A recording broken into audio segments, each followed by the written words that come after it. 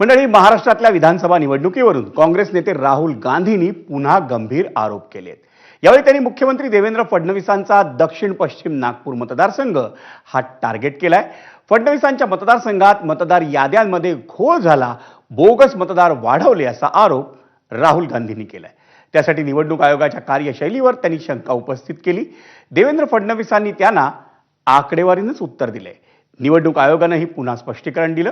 नेमकं हे प्रकरण काय आहे पाहूयात स्पेशल रिपोर्टमधून।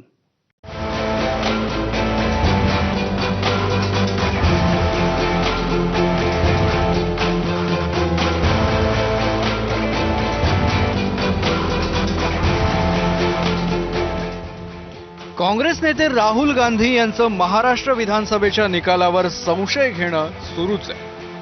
यावेळी त्यांनी थेट मुख्यमंत्री देवेंद्र फडणवीसांच्या मतदारसंघात मतचोरी झाल्याचा आरोप केला आणि त्यासाठी न्यूज लॉन्ड्री या वेबसाईटच्या लेखाचा हवाला राहुल गांधींनी दिला।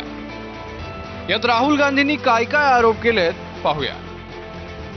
महाराष्ट्राच्या मुख्यमंत्र्यांच्या स्वतःच्या मतदारसंघात अवघ्या 5 महिन्यात मतदार यादीत 8% मतदारांची भर पडली। काही मतदान केंद्रावर तब्बल 20 ते 50% मतदार वाढले। अनोळखी व्यक्तींनी मतदान केल्याची नोंद बीएलओंनी केली। पत्ता व्हेरीफाय नसलेले हजारो मतदार आहेत हे माध्यमांनी उघडकीस आणलं। आणि निवडणूक आयोग काय करतोय? मौन आहे की या सगळ्यात सहभागी आहे? ही काही नजरचुकीनं झालेली एखादी घटना नाहीये, ही मतांची चोरी आहे। यावर पडदा टाकणं म्हणजे दुष्कृत्याची कबुली देण्यासारखं आहे। म्हणूनच आम्ही मशीन रिडेबल डिजिटल मतदार यादी आणि सीसीटीव्ही फुटेज तात्काळ सार्वजनिक करावं अशी मागणी करतोय। राहुल गांधींच्या ट्विट नंतर प्रदेश काँग्रेस सक्रिय झाली। मुख्यमंत्र्यांच्या राजीनाम्याची मागणी करण्यात आली। राहुल गांधींची सातत्याने विधानसभेच्या निवडणुकीत झालेला गोंधळ आणि धांदली ही जनतेसमोर आणत आहे। भाजपचे प्रांताध्यक्ष यांच्या मतदारसंघात असलेला गोंधळ हा त्यांनी समोर आणला होता, तर यावेळेस थेट मुख्यमंत्र्यांच्या मतदारसंघात झालेला गोंधळ त्यांनी हा उघड केलेला आहे। हा वरकरणी जरी गोंधळ वाटत असला तरी अनियमितता ही मतांची चोरी आहे। थोडक्यात काय तर देवेंद्र फडणवीसांच्या मतदारसंघात बोगस मतदान झालं असं या आरोपांचा रोख आहे। मात्र झूठ बोले कव्वा काटे असं म्हणत राहुल गांधी यांचे सगळे आरोप मुख्यमंत्री देवेंद्र फडणवीसांनी उडवून लावले। त्यासाठी त्यांनी काही पुरावेही दिले। जसे नागपूर दक्षिण पश्चिम मध्ये मतदार वाढले, तसेच इतर अनेक मतदारसंघातही वाढले आणि तिथे काँग्रेसचेच विकास ठाकरे, नितीन राऊत, शरद पवारांच्या राष्ट्रवादीचे बापूसाहेब पठारे, अस्लम शेख, जितेंद्र आव्हाड असे महाविकास आघाडीचे आमदार निवडून आले हे सांगणारी आकडेवारी फडणवीसांनी दिली। राहुल गांधींना फडणवीसांचं उत्तर, झूठ बोले कव्वा काटे, काले कव्वेचे डरियो। महाराष्ट्रातल्या मोठ्या पराभवामुळे तुमची वेदना दिवसेंदिवस वाढत चालली आहे। मात्र किती दिवस हवेत बाण चालवणार? महाराष्ट्रातल्या 25 पेक्षा अधिक मतदारसंघात लोकसभा आणि विधानसभा निवडणुकीदरम्यान मतदार 8% वाढले। पश्चिम नागपूरमध्ये 27,065 मतदार म्हणजेच 7% मतदार वाढले। इथे काँग्रेसचे विकास ठाकरे जिंकले। उत्तर नागपुरात 29,348 म्हणजेच 7% मतदार वाढले। तिथेही काँग्रेसचे नितीन राऊत जिंकले। पुण्यातल्या वडगाव शेरीमध्ये 10% मतदार म्हणजेच 50,911 मतदार वाढले आणि शरद पवारांचे उमेदवार बापूसाहेब पठारे जिंकले। मालाड पश्चिम मतदारसंघात 38,625 मतदार वाढले। तिथेही 11% मतदारांची वाढ झाली आणि काँग्रेसचे अस्लम शेख जिंकले।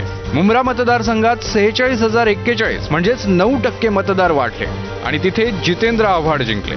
माझ्या मतदारसंघाबाबत ट्विट करण्याआधी तुम्ही नितीन राऊत, विकास ठाकरे, अस्लम शेख यांच्याशी बोलला असता तर बरं झालं असतं। काँग्रेसमधल्या असमन्वयाचं एवढं वाईट प्रदर्शन तरी झालं नसतं। यावरून दिवसभर आरोप प्रत्यारोप सुरू राहिले। भाजप आमदार परिणय फुके यांनी तर राहुल गांधींना बावनकुळे किंवा फडणवीसांविरोधात निवडणूक लढवून दाखवा असं आव्हानच दिलं।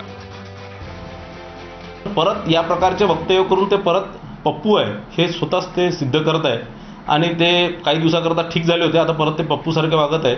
आणि मला असं वाटतं की या प्रकारचे वक्तव्य करण्यापेक्षा त्यांनी चॅलेंज स्वीकारलं पाहिजे। एक तर बावनकुळे साहेबांचं चॅलेंज स्वीकारलं पाहिजे किंवा मी त्यांना चॅलेंज देतो की त्यांनी दक्षिण पश्चिममध्ये येऊन स्वतः लढून दाखवावे।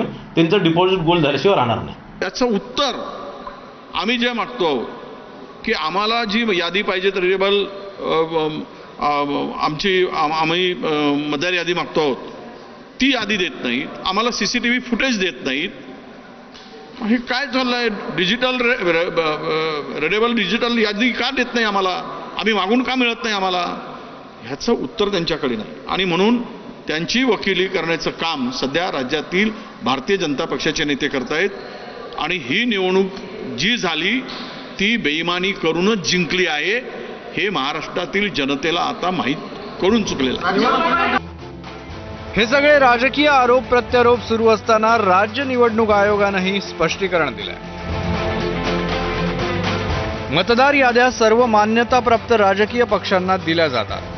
महाराष्ट्र विधानसभा निवडणुकीपूर्वी सर्व 288 मतदारसंघांच्या मसुदा आणि अंतिम मतदार याद्या तयार करण्यात आल्या. त्याच्या प्रती काँग्रेससह सर्व मान्यताप्राप्त राजकीय पक्षांच्या प्रतिनिधींना देण्यात आल्या होत्या. मतदार यादीतील नावांबद्दल कुणालाही आक्षेप घेता येतो, दाद मागता येते. मात्र या काळात फक्त 89 आक्षेप नोंदवले गेले. या 89 आक्षेपांपैकी 79 आक्षेप साताऱ्यातून, 6 जळगाव, 3 अहिल्यानगर तर 1 नांदेडमधून होते. मतदार याद्या चुकीच्या होत्या तर काँग्रेसनं त्यावेळी आक्षेप का नोंदवला नाही असा प्रश्न विचारला जातोय. ज्यामध्ये राहुल गांधीचं मानसिक संतुलन खराब झालेलं आहे. सपशेल त्यांची हार त्यांना सातत्याने दिसते. त्यामुळे वैफल्यग्रस्त झालेले राहुल गांधी हे माननीय देवेंद्रजींवरती आणि महाराष्ट्र भाजपावर टीका करत आहेत. ज्यांना संघटनच कधी कळलं नाही, संघटनेत हार झाली म्हणून ज्यांना अध्यक्षपद सोडावं लागलं, त्यांना संघटनेच्या कार्यकर्त्यांची किंमत आणि संघटनेच्या कार्यकर्त्याच्या माध्यमातून केली जाणारी BLO 1, BLO 2, मतदार नोंदणी, मतदार वाढ, मतदाराला बाहेर काढण्याची प्रथा परंपरा ही काँग्रेसला कधीच माहीत नव्हती. त्यामुळे भारतीय जनता पार्टी कार्यकर्त्यांचा पक्ष आहे. कार्यकर्त्यांच्या माध्यमातून केलेली मतदाराची वाढ, मतदाराची नोंदणी ही राहुल गांधी समजण्याच्या पलीकडे आहे. महाराष्ट्रात महायुती सरकार स्थापन होऊन 7 महिने होत आले. मात्र निवडणूक प्रक्रियेबद्दल राहुल गांधींचे आरोप अजूनही सुरूच आहेत. आता फडणवीसांनी आणि निवडणूक आयोगानं त्यांच्या नव्या शंकांना उत्तर दिलंय. मात्र आता राहुल गांधींच्या या शंका दूर होतील की ते आपल्या दाव्यांवर आणि आरोपांवर ठाम राहतील हाच खरा प्रश्न आहे. ब्युरो रिपोर्ट, ABP माझा.